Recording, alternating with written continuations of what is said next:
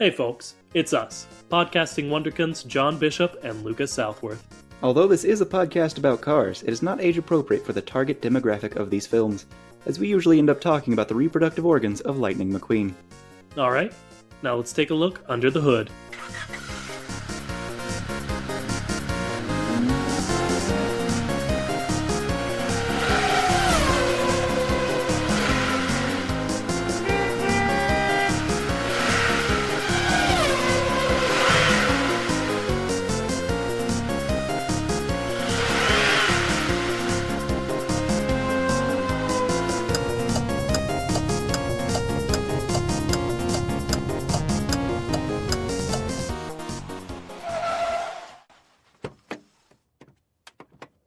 Hello, I'm Lucas Southworth. And I'm John Bishop. And welcome to the Kachat. The only podcast brave enough to ask the question.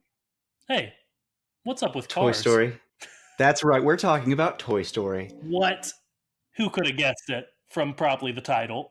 Yep, we're trying to get on that hype train of the new Toy Story 4. Toy Story 4, so... Toy 4-y, if you will. I don't think I will this time. That's perfectly reasonable when it comes down to it. And so our good justifications, number one, it's a Pixar film. Number two, there are in fact cars in it. Number three, I want to throw out that at the very end of the first Cars movie, they have Mac watch a bunch of like it's during the credits and he's watching a bunch of Pixar movies in a drive-in, but they're carified. And one of those is a toy car story. And D, it's our podcast. We do what we want. Yeah, if you don't like it, I mean, please keep listening. I'm not going to tell you to stop listening after we just released this, our second batch of episode. Yeah, if you don't like it, we're sorry, and we'll try to be better. Yeah, just let us know, and we'll take that constructive criticism to heart. Oh, no, I had forgotten some corrections. We've released 3 episodes at the time of this recording, which is just a full year, maybe 2, after we recorded them. It's true. We recorded those in, I think, the calendar year 2017. Oh, boy. All right, so this is a clarification. I am no longer an engineering student, and I am no longer working at a movie theater. So that's weird, because it's been so long since at least one of those. And it's been a year since I graduated, and it's been maybe 2 since the movie theater. So that's crazy. Oh man, we both did graduate a year ago, huh? Yep. And one of us has a job. We'll keep you guessing on who, folks. Why don't they like me, Lucas? Well, do you do this in your interviews? Because I would not do that. Oh, dang. This is the most sad time to be receiving this message. What's that? I didn't get the job. Are you kidding me? Like, legitimately, you just opened your email and saw a rejection email? Not even that. I look over as my phone is vibrating, and seconds after I fake cry about not having a job, I get a message saying, thank you for giving us the opportunity but we chose another candidate. We hope you don't view this as a closed door, but... Johnny, no. I'm genuinely sorry that happened. But also, that's really funny. See, this is a funny kind of sad. I got horrible news yesterday, and in describing how horrible it was, I accidentally made a pun that makes me uncomfortable. And today I got funny bad news, so I can handle it. Well, there you go. I would say that's trending upwards. Eventually you'll get very serious good news, I guess. And it'll only take 2 more years. So if you'd like to support the podcast, please do. I need money really badly. It's true. I'm a substitute teacher, and school ends Friday. Oh boy. I need a summer job. Uh, anyway, we're on that Toy Story 4 grind. We are very excited for the saga to continue. Okay. And we want to talk about it on our podcast that we do for you guys. Yep. All right. So first thing you've got written down is basic Toy Story questions. Why are they alive? How do things work? Which is basically the entire premise of our podcast, but for cars. So how you feeling about this being a prequel? I mean, I could see it. And I mean, the reason I was so broad is I'm just not sure how many Toy Story episodes we're going to do in our Cars podcast, so I wanted to cover everything. But I could see it being a prequel. Inanimate objects are alive in it, and that's a direct line to our boy Lightning McQueen. The only thing is, humans have to start considering cars to be toys, and we're already well on our way. There are people who do that. Man, I didn't even I didn't even try to relate this to cars. I'm glad you are vigilant in our mission statement for our podcast. My theory is there is a strong contender for this being a prequel, and it's got something to do with once humanity as a whole or children accept cars to be toys, that's when they become sentient. That's when the carpocalypse happens. Only thing is, a point that one of our biggest fans, should we say his name? Is it Tucker? It's Tucker. Yeah. One of our biggest fans has raised the point of if any of these things are prequels, if there are in fact prequels, then why is culture exactly the same? How did World War II happen for cars if all that happens? Yeah, I mean, there's a comment there about history repeating itself. Maybe the cars are like so bonded with humanity that they can't really tell when they stopped. It stopped being a society of people and started being a society of cars. The line is very blurred for them. Yes. So maybe like that fighter plane from Planes, who is our basis of World War II happening. Maybe he was a fighter pilot, and he is just remembering it as he was a plane, when in reality he was really just a pilot. But he cannot make that distinction in his mind anymore. His mind has been crumbled into I have always been a plane. That is always what I have been. It's his way of coping with the fact that he's fused with a plane. Yeah, I can get down with that. Like I could dig that. I could imagine that like there's a 20-year span that no one remembers. And in that span, humans started fusing with these sentient cars somehow. And everyone forgets the 20 years in between and just remembers history as having always been cars. Or with things like Toy Story, where if Toy Story is a prequel, it's not that the humans are cars, but just the cars came alive. Mm-hmm. Maybe the cars just spent so much time around humans that they think they were humans, So that line could still work for us. There's a different weird psychic break where like everyone doesn't remember this happening. They don't remember humans having existed because they think they were the humans. But then again, even if that's true, like Doc Hudson, he would specifically have to have been an older vehicle that somehow was introduced to the toy magic despite having been made well before it happened. Yeah, and I mean, I'm not sure I'm fully there on like this is definitely what we say happened, but like at the very least, Tucker. I shouldn't say his last name. I'll edit that out. Tucker. Now honk it out. Put a quarter in the Yeah. jar. You're right. That's 2 for me, 9 for you. Is that $9? But that's 9 entries into the honk jar for you. All of the heavy lifting has in fact been for you so far. Yeah, we're gonna earn that trip. Yeah. You're welcome. Oh, we haven't actually said that yet.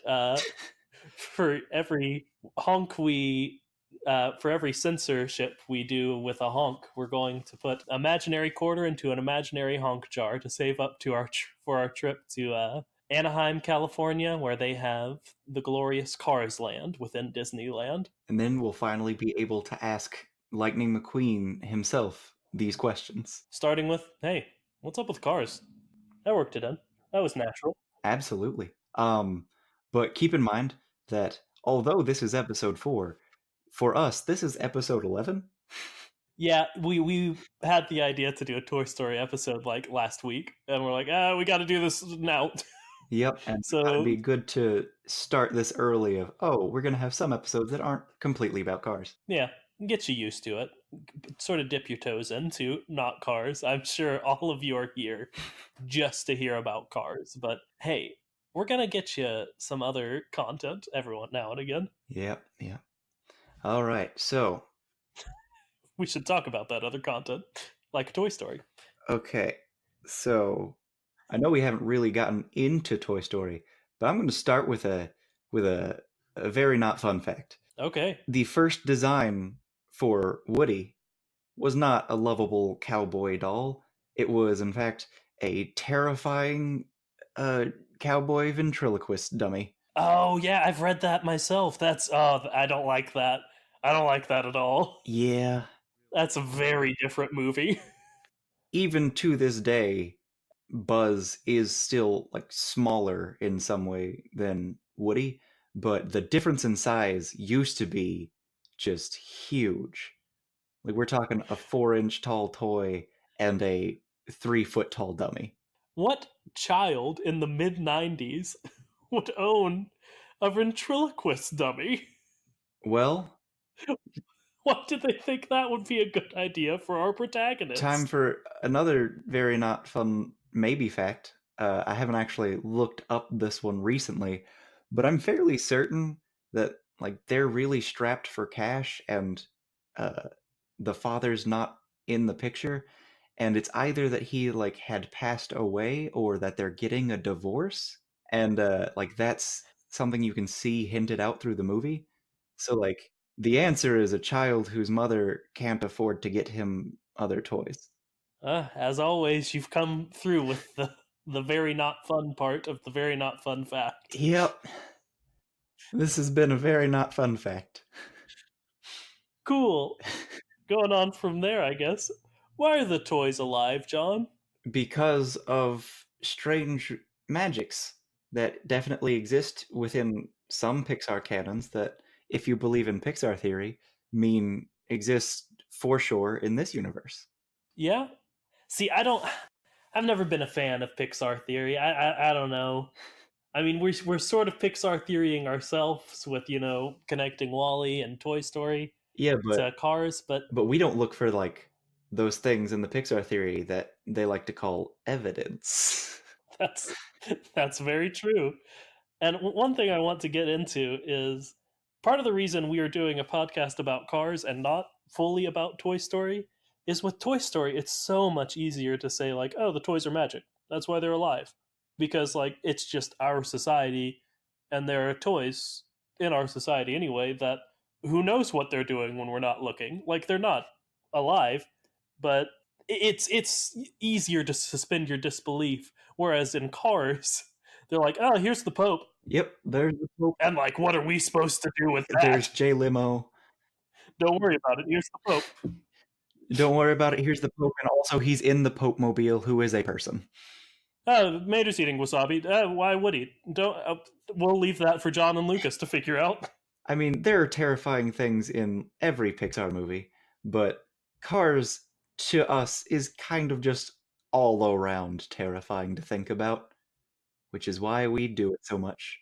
But there is still very much we can talk about Toy Story and ruin the magic of what was my favorite childhood movie. That's not true. My favorite childhood movie was The Iron Giant. My second favorite childhood movie. I'm going to go ahead and throw this out here. Do a quick shout out to my brother, and me, and Justin McElroy specifically, and say, what if we've got a haunted doll watch on our hands, Johnny? I mean, what if there are spirits trapped inside these poor vessels? Boop boop boop boop boop boop boop boop boop. Is he gonna sue? Is he gonna sue me? Just you. Oh, Actually, he doesn't have the name Haunted Doll Watch please, copyrighted. Just please, I don't have any money. I just got rejected. Please don't sue me. but I don't know. I think these. What if there are ghosts in Woody and Buzz, John? If there are ghosts in Woody and Buzz and all those others, well, there are so many questions to ask, but that would also make it even more likely a tie-in with Cars because of that guy who said, "Oh yeah, cars sound like the person who last drove them." If they are in fact haunted, disregarding the connection to Cars, Buzz Lightyear dolls, they're the same when they come out of the box. Oh yeah, they all think they're the real Buzz Lightyear. They all think they're the real Buzz Lightyear, and they all have the same personality of this gung ho space captain adventurer. Would that mean that every single Buzz Lightyear doll has the same massive, super powerful ghost inside of all of them? I want it to mean that now. I think that's a great way for that to work. Because it couldn't necessarily be the same ghost at all times. It would have to be like fragments of the same soul that are all the same. Because he does fight with himself and he does change and grow and develop as a character, but he can also be reset, which is strange. And also, he can change language settings. Huh. And also, I think Buzz needs batteries. Oh man, he totally does. Buzz needs batteries, but others don't. Huh. Why does Buzz need batteries? I'm back to magic. I think it's a part of the spell that the toy has to be viewed as like complete in some way. Because if you remove his batteries, he's no longer complete, he's no longer, like, sentient, and with Sid's creations, he views them as complete after he has deconstructed and reconstructed them, so him viewing them Okay. turns them into monsters, which I think this all is geared towards one of your characters here, one of your, discussion points. Yeah, this is the perfect segue into Toy Story 4. No, I was talking about the mechanics of Mr. Potato Head. Actually, this is a great segue for both because Yeah. okay, so the other discussion point is Forky as a character. She creates her own toy and it becomes sentient once it is created. If you haven't seen either of any of the Toy Story 4 like promotional stuff, the girl that they go to at the end of Toy Story 3 like puts some googly eyes and pipe cleaners and popsicle sticks on on a spork, calls it Forky, and then it's alive. It's a toy, and God help them, in the trailer it says, "Why am I alive?" As if we can resist talking about that. As if they were saying, John and Lucas, here's something for you. We'll throw you a bone. And even more specific, in another part of the newest trailer, it says, I've known him my whole life, 2 days. So he definitely did not exist as a living creature until 2 days before that when he had been put together. So as a sport, he was not alive. As Forky, he is alive. So I think that throws out haunted dolls from the equation because they probably remember part of their previous tormented lives, you know? I mean, I don't know. But still, is it the child's love? I think it's some sort of strange magic that relies on certain strange parameters. It has to be viewed as a toy. I think it also has to be a complete toy. There are certain exceptions, but like in general, they view being taken apart of as kind of like a thing that would kill them. That like there are comedic exceptions, like when Forky loses an eye and it's just put back on. I think That would also explain in Toy Story 2. They don't have to be owned by a child because in Toy Story 2, Al from Al's Toy Barn owns all those like collectibles, and Stinky Pete hasn't ever been outside of his box until the events of Toy Story 2. So like he's not like played with. That doesn't give him the energy or anything. yeah, I think it just is a spell that requires the perception of it being a toy, and I think there has to be something like the magic only works once it is perceived as a toy. Losing a significant part of yourself can kill you, even if it is only temporary, because being put back together is very much an option. Because even in the trailer, Forky loses an eye, it gets put back on. Mr. Potato Head as a character gets disassembled and reassembled. Woody loses an arm and doesn't lose the ability to control that arm once it's put back on. I think you're right that after a certain point of damage, they lose sentience, at least until they're repaired.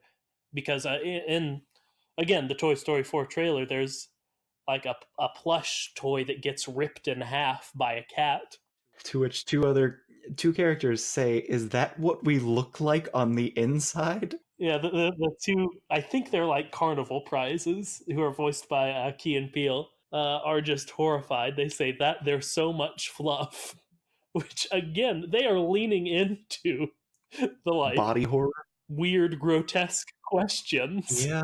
of Toy Story for Toy Story 4, and I am here for it.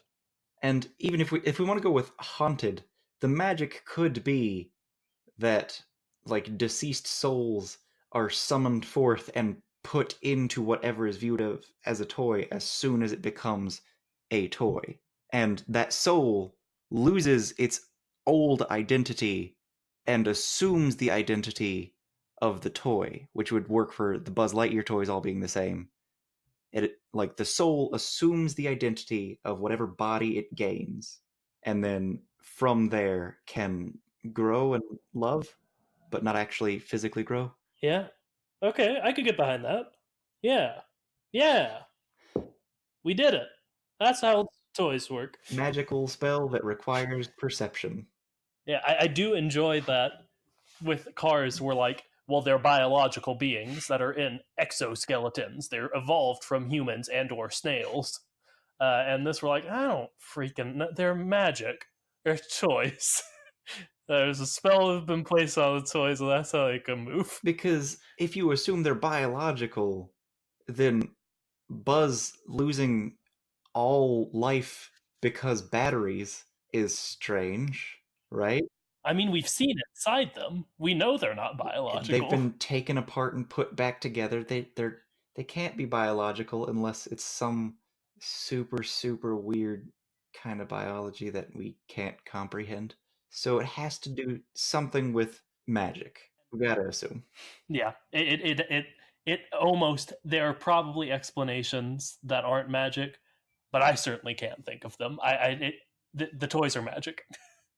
The toys are magic. You heard it here again. Probably not first. That's probably just what you thought when you watched Toy Story. Yep, that's the good old chat giving you predictions that are somewhat easy to reach. There we go. But I guess I want to get into a question from Liz that will lead us into a further discussion point here.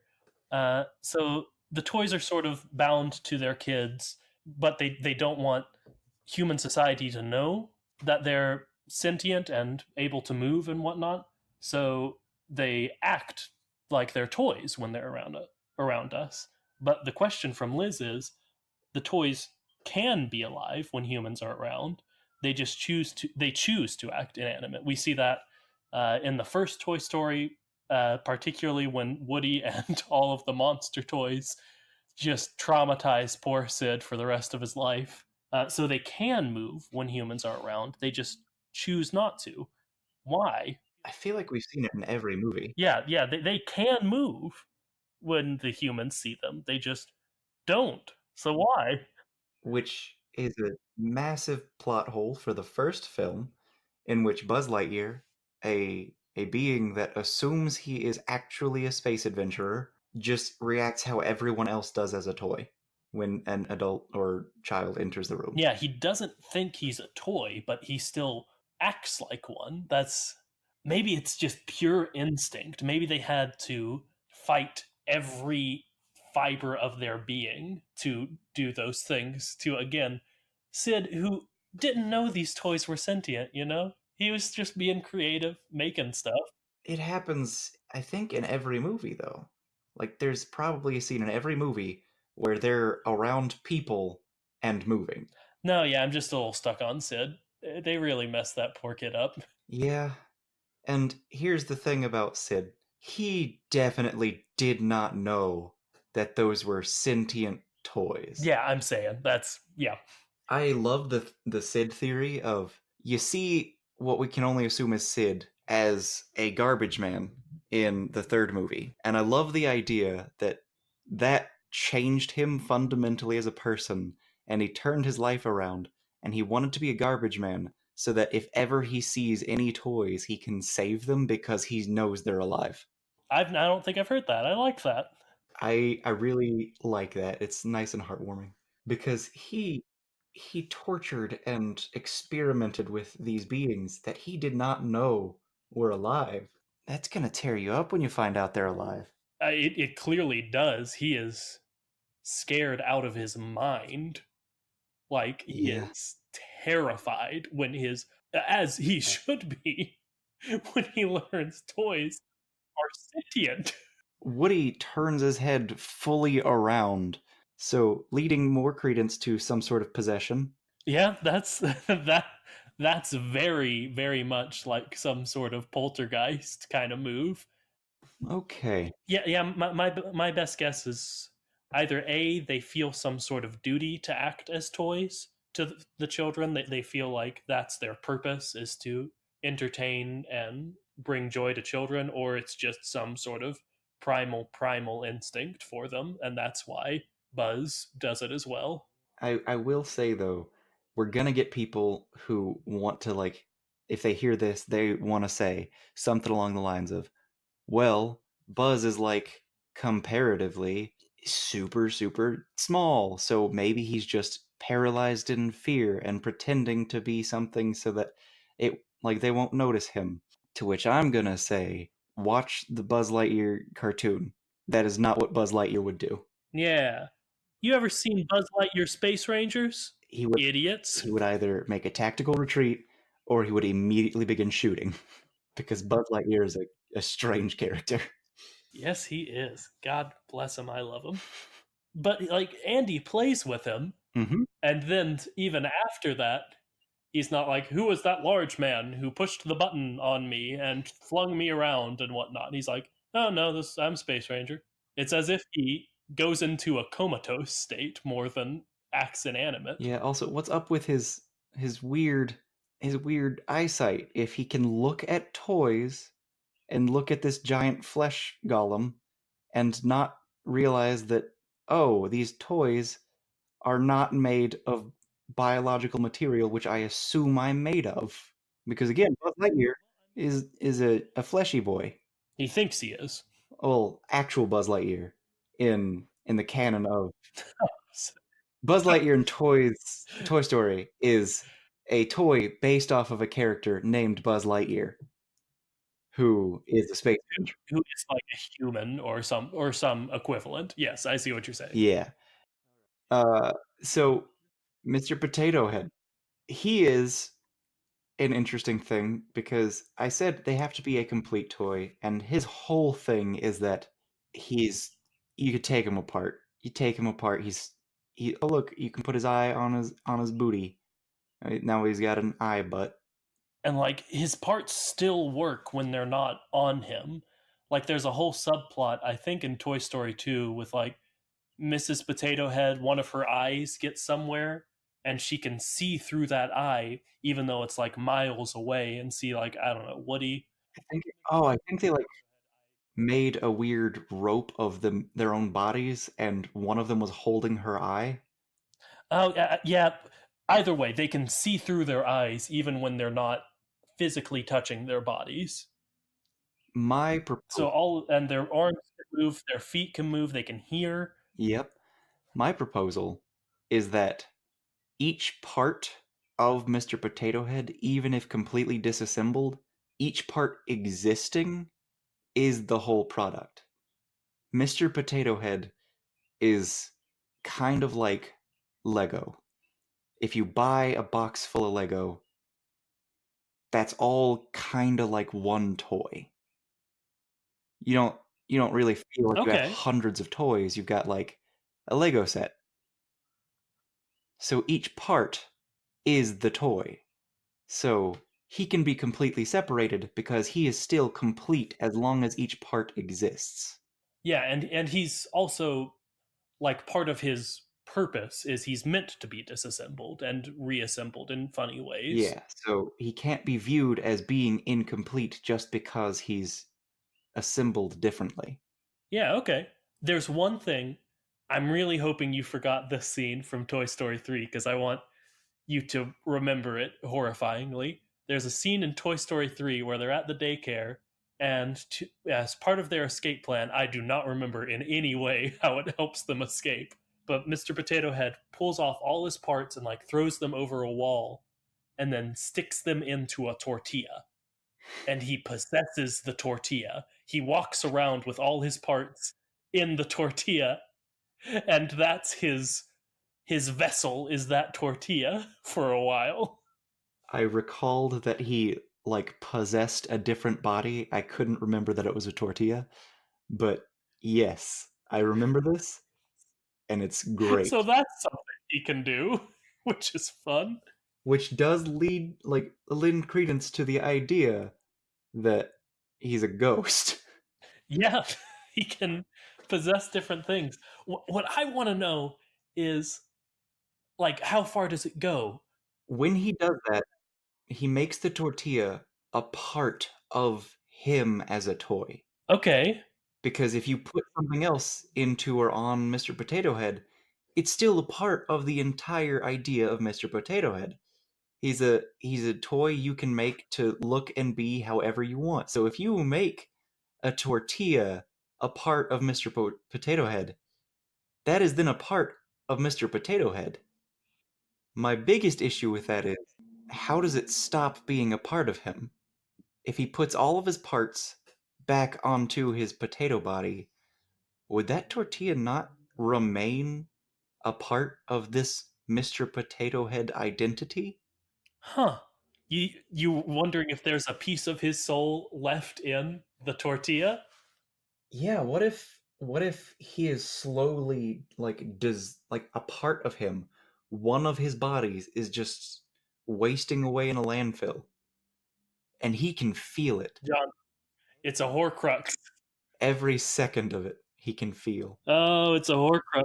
Mr. Potato Head is a bunch of Horcruxes that all form one being, and if he attaches another part to himself, that becomes another Horcrux. Oh my gosh. So you think like he could feel what the tortilla felt until it was completely like decayed and He was, dissolved in yeah, he was trash? temporarily feeling what it felt to be like kind of fleshy. Oh my gosh.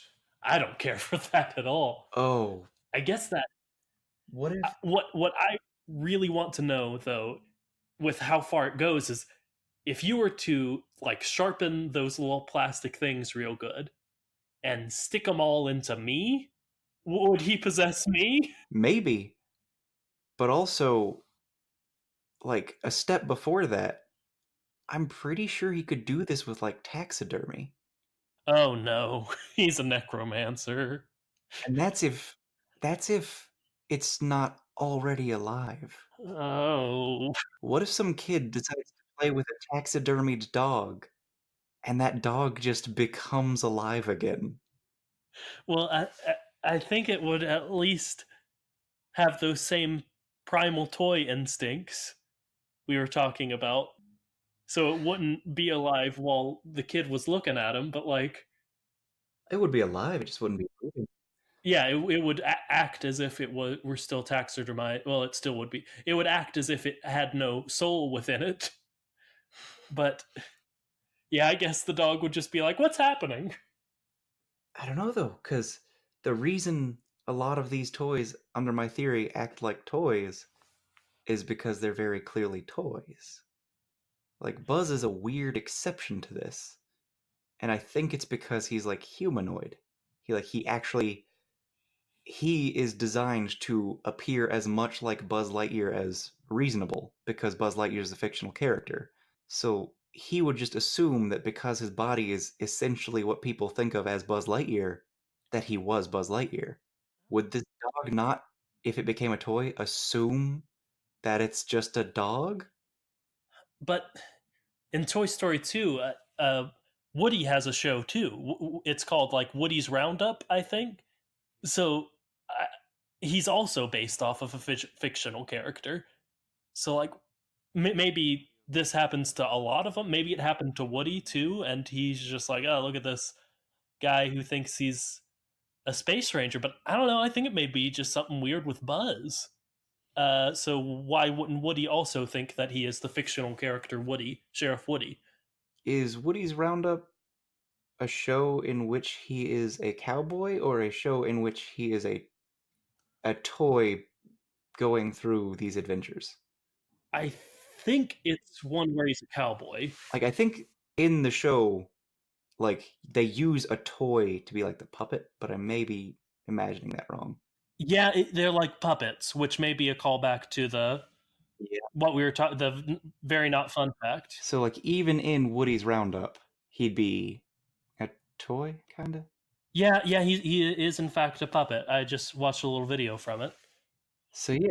So that would explain that. Okay, you got me there. Okay, that's unsettling. Just the necromantic power of taxidermy being treated as a toy.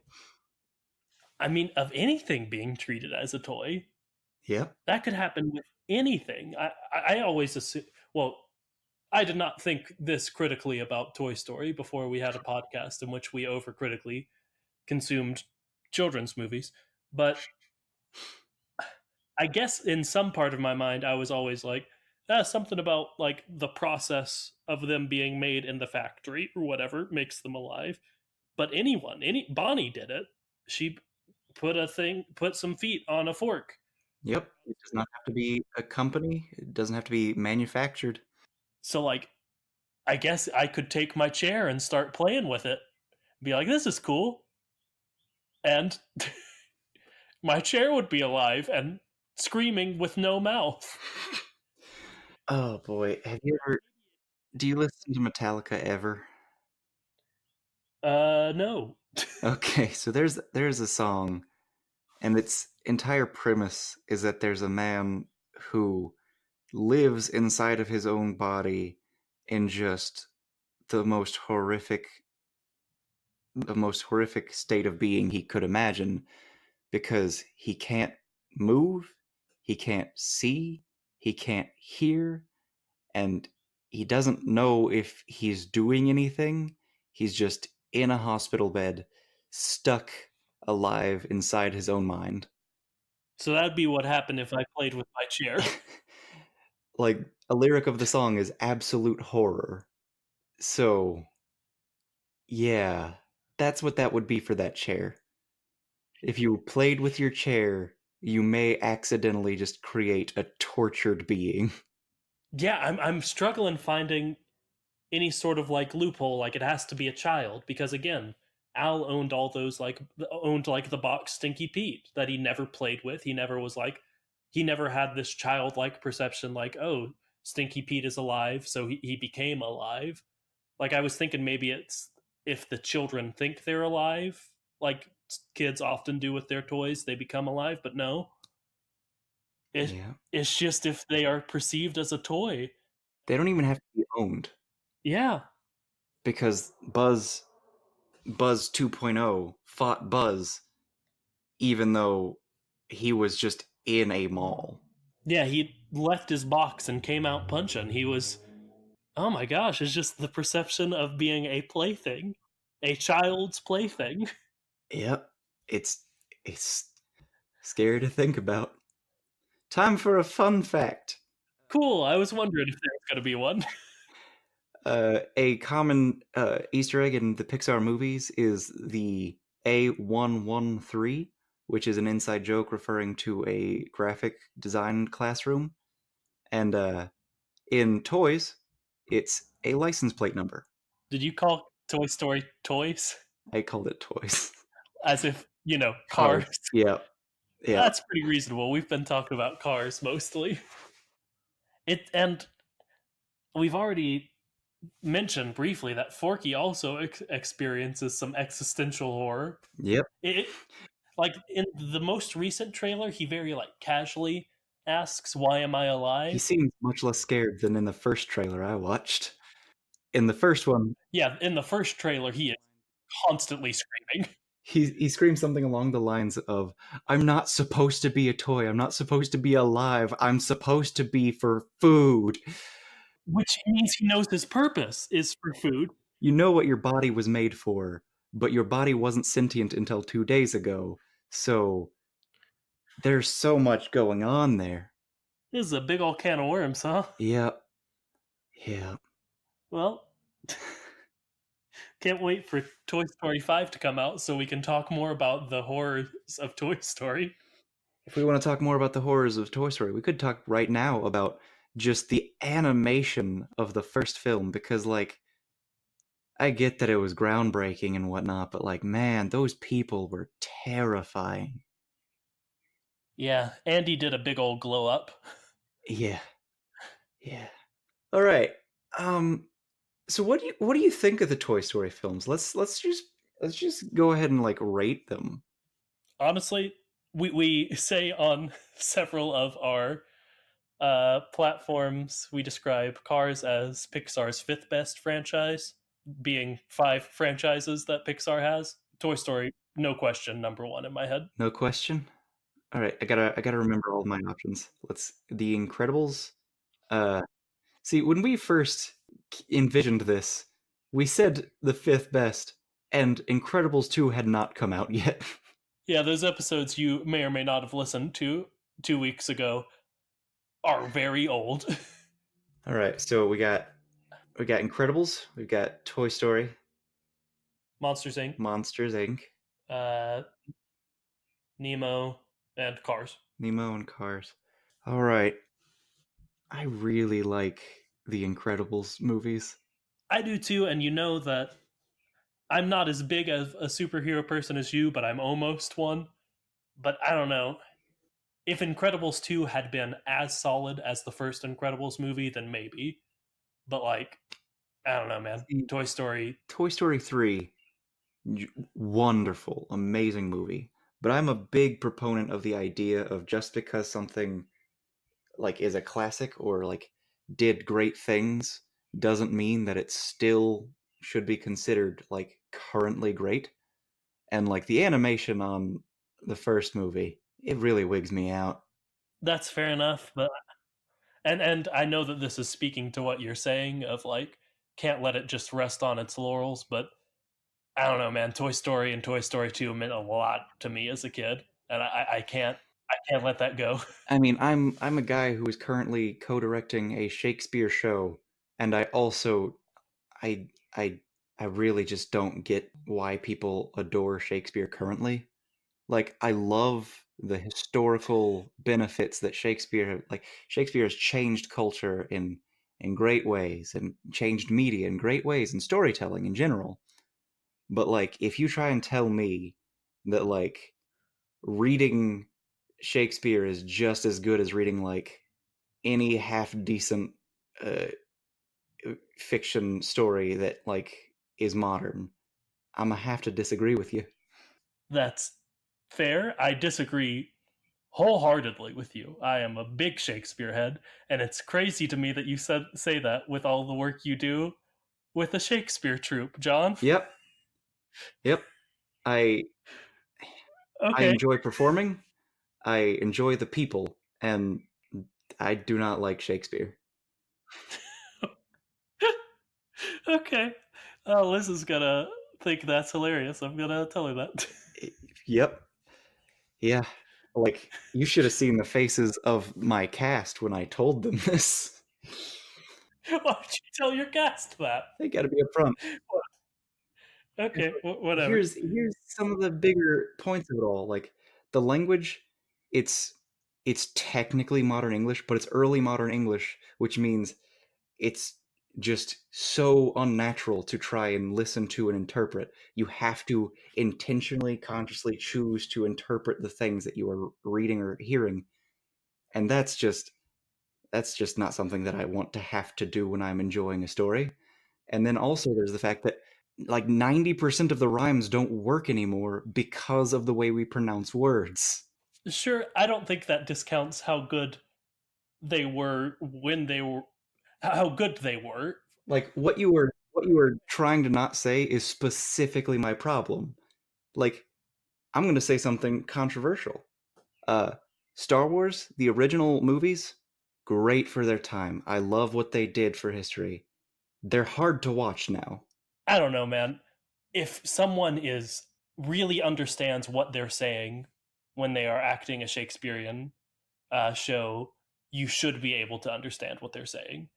If you can't understand what is going on in watching a Shakespearean play, that's often the fault of the actors not fully understanding the text, in my opinion. I don't know. We're not going to agree on this. My whole point is just like, yes, I love what it, like how great it was for its time, but specifically it was for its time. And if someone likes Shakespeare, I'm not going to fault them for it. It's a preference. But like, if something is harder to consume, that makes me like it less. If something is not nearly as relatable because there's a massive time difference between when it was made and when I'm consuming it, that's a turn off for me. I don't know. I think they're still relatable, and I think people are accurate when they call them timeless, but I'm just going to edit this so you say, I think Shakespeare and Star Wars are bad, and throw it to the internet. Uh, Anyway, you want to stop talking? Let the people move on with their days? Or do we have more we want to say about Toy Story? I got a little bit more. Okay, go for it. Um, I think third movie definitely my favorite of the three. I got like I didn't actually cry or anything, but I did like get like that feeling, like choked up feeling that you get when it was that one hand holding scene. Don't want to spoil it for anyone. It was in the third movie. It was real emotional. See, the end of Toy Story 3 got me a lot worse than the hand holding, where it's a movie that came out in 2012, I think, when Andy leaves to go to college and Yeah, leaves all the toys. That's what got me more than the hand holding and the incinerator. yeah, If people get mad at us for spoiling Toy Story 3, then I will have no sympathy for them. uh, good point. Uh, I'd say Incredibles is number one for me. Toy Story is probably number two. That's fair enough. I will say the only thing that is blemishing Toy Story now is, or not the only thing, obviously, but the one that's coming to mind right now is I just think 3 had such a perfect wrap up for the series. 3 ended Toy Story so well, and now they're making a fourth one, which I'm gonna see and enjoy, but I think that takes away from some of the great ending that was given. And I can see the argument that Toy Story 3 was the perfect ending to like Andy's arc and now it's Bonnie's arc, but whatever. Yeah, like I had my gratification and my disconnection that was nice and pleasant and healthy, and now you're dragging me back in. Yeah. Just like Andy was obviously very, almost very directly for you and I, like our stand in the movie. Like he went to college. Toy Story 3 came out, I believe, 2012, which is the year before John and I went to college. I want to say 2013.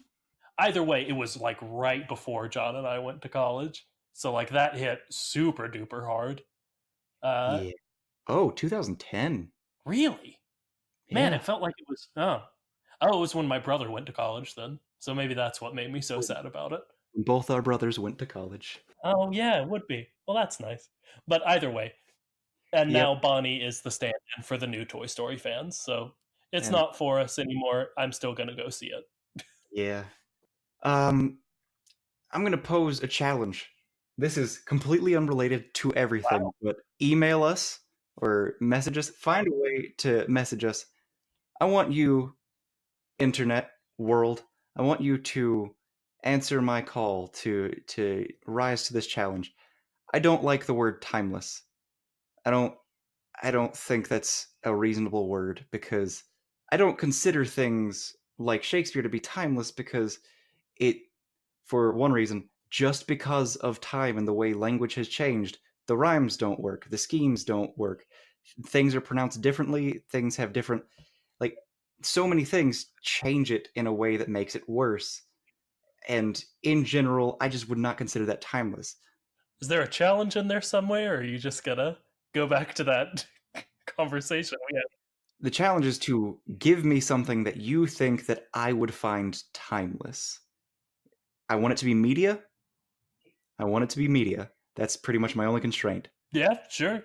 If you want to tell John he's wrong, our email is thickachat@gmail.com. Our Twitter is @thickachat. Both of those are one words. We have a YouTube channel. We're on Spotify, blah, blah, blah, blah. You know all this. You're listening to us somewhere, so you know somewhere to listen to us. Do we have any more corrections from those first 3 episodes? Oh, yeah, you wanted to say, you said that cows contribute to global warming through farting. They actually do it through burping. Yes. And I learned that thanks to the expert on the, is it Last Week Tonight? John Oliver. I think it was last week tonight. I saw that same thing that you did. So yeah. Advertise with us if you want. And we'd like that. Also correct us. And yeah. Until next time, remember to, well, they're toys. What do we do with toys? Remember to keep your toys forever and always play with them. I'm John Bishop, and I think Shakespeare and Star Wars are bad. And I'm Lucas. Bye-bye!